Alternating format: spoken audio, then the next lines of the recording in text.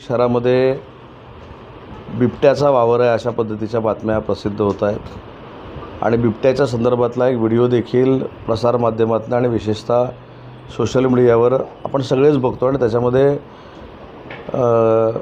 पूर्ण रत्नागिरी शहरामध्ये घबराट निर्माण झालेले असं देखील सोशल मीडियावर आपण सगळ्यांनी वाचलं आहे आणि तो व्हिडिओ देखील बघितला आहे। तर या संदर्भामध्ये दुपारी मी वन खात्याचे अधिकारी, पोलीस अधिकारी, जिल्हाधिकारी अशी रत्नागिरी शहरामध्ये आचारसंहिता असल्यामुळं रत्नागिरी शहराच्या बाहेर ग्रामीण भागामध्ये बैठक घेतली आणि त्या बैठकीतनं काही महत्त्वाच्या गोष्टी ज्या आपल्यासमोर आलेल्या आहेत त्या मला आपल्यामार्फत रत्नागिरीकरांपर्यंत आणि विशेषतः घाबरलेल्या सगळ्या नागरिकांपर्यंत पोचवायच्या आहेत। परवा रात्री हा जेव्हा प्रसंग घडला, संदेश कनगुटकर नावाचे जे नागरिक आहेत त्यांच्या घरासमोर हा प्रसंग घडला, ते देखील बैठकीला उपस्थित होते आणि त्यांनी त्याच्यामध्ये असं नमूद केलं की रात्री 2 वाजताच्या सुमारास त्यांचा जो पाळीव कुत्रा आहे तो भुंकायला लागल्यानंतर त्यांनी जेव्हा पाहणी केली तर सकृतदर्शनी त्यांना काहीच दिसलं नाही आणि त्याच्यानंतर त्यांनी CC फुटेज जेही तपासलं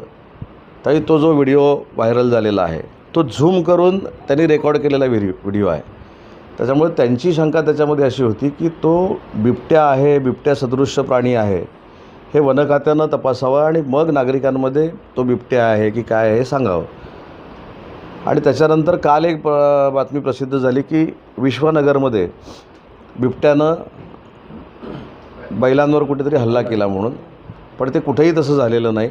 त्या स्पॉटवर देखील वन खात्याची टीम गेलेली होती, पोलीस अधिकारी गेले होते, पण कुठेही हल्ला झालेलं चित्र बैलांवरचं हे कुठेही तिथं दिसलं नाही। त्याच्यामुळे त्याच्यासाठी भयभीत होण्याचं काही कारण नाही। पण ज्या व्हिडिओमध्ये बिबट्यासारखा प्राणी दिसतोय तो नक्की बिबट्या आहे का हे मात्र 100% सर्वेक्षण करणं आवश्यक आहे आणि तो जर बिबट्या असेल तर त्याचा त्रास रत्नागिरीकरांना होऊ नये यासाठी ज्या ज्या काही उपाययोजना करायच्या होत्या त्याच आपण फायनल केल्या। त्याच्यामध्ये त्यांच्या पावलाचे ठसे मिळालेत का तर पावलाचे ठसे मिळालेले नाहीत। विष्ठा कुठे मिळाली का तर विष्ठा कुठे मिळालेली नाही। तो ज्या ठिकाणी बसला होता तिथे काही त्याच्या अंगाचा वास आहे का ते देखील पोलीस डॉगना काही मिळालेलं नाही। तरी देखील तो बिबट्याच आहे असं समजून जी काही प्रक्रिया करावी लागते वन खात्याला ते करण्याचा निर्णय आजच्या बैठकीमध्ये घेण्यात आला आणि 4 ठिकाणी आपण हे पिंजरे लावण्याचा निर्णय घेतलेला आहे शहरामध्ये।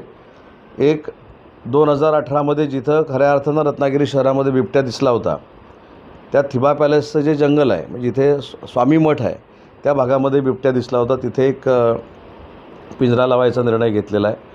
सावंतांच्या बागेमध्ये काल जो प्रकार घडला हे आपण सोशल मीडियावर बघितलं, त्या बागेमध्ये एक पिंजरा लावायचा ठरलेला आहे। 3रा पिंजरा संदेश कनगुटकरांच्या परिसरामध्ये तिथं लावायचा ठरलेला आहे आणि 4था आता वन खातं ठरवेल तिथे ते लावतील।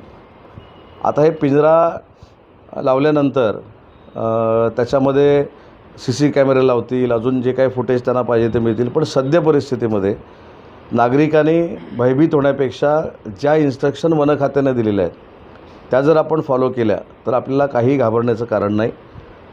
जर तो शहरामध्ये बिबट्या असेल किंवा त्या परिसरामध्ये असेल त्याला काही कालावधीतच आपण जेरबंद करू, पण सद्य परिस्थितीमध्ये नक्की तो प्राणी काय आहे, कुठचा आहे हे जरी त्याच्यावर दिसत असलं तरी तो बिबट्याच आहे किंवा वाघच आहे असं समजून सगळी यंत्रणा रत्नागिरी शहरामध्ये आजपासून लावायला आपण सुरुवात केलेली आहे, जी डिझास्टरच्या वेळी लावली जाते।